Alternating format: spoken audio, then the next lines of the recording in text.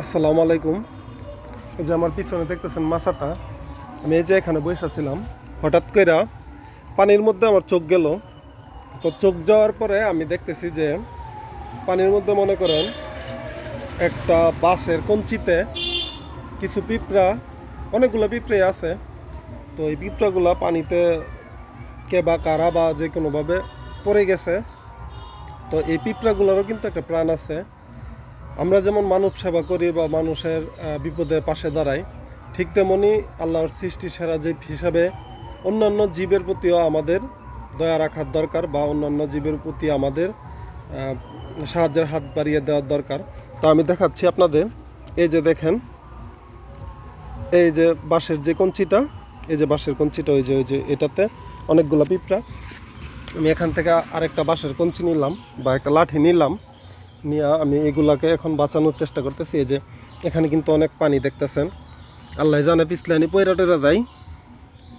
এই যে আমি এটারে আস্তে আস্তে কাছে আনতেছি, এই যে দেখেন এটারে কাছে আনতেছি। এই যে পিঁপড়াগুলা দেখেন, আল্লাহ সবাইরে হেদায়েত দান করুক এবং সব সময় যেন আল্লাহ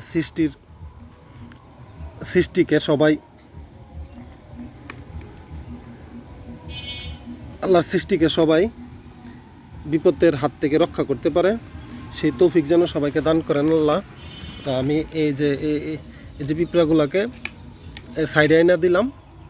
এখন এগুলা হচ্ছে আপনার দেখা গেছে মাটিতে উঠে যেতে পারে, এটা যেহেতু অনেক ভারী আর পিঁপড়াগুলো আমার হাতে উঠে যেতেছে, এর জন্য আমি এটাকে বেশি উপরে নিতে পারলাম না। এই যে দেখেন পিঁপড়াগুলা কিন্তু এই যে পানি থেকে চলে আসতেছে, এই যে ডালে উঠতেছে, এদিক দিয়ে হচ্ছে মাটিতে যাইতেছে। তো আপনারা যারা আছেন সব সময় আল্লাহ সৃষ্টির খেদমতের মধ্যে নিজেকে নিয়োজিত রাখবেন, আল্লাহ হয়তো এর ফল খুব ভালো দিতে পারে, আমি এই আশাই করি।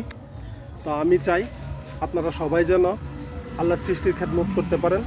আল্লাহর আশরাফুল মাখলুকাতের সৃষ্টির সেরা জীব হচ্ছে মানুষ।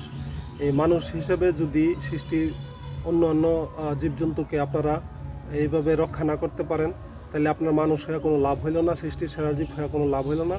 যাই হোক, সবাই ভালো থাকবেন। আসসালামু আলাইকুম।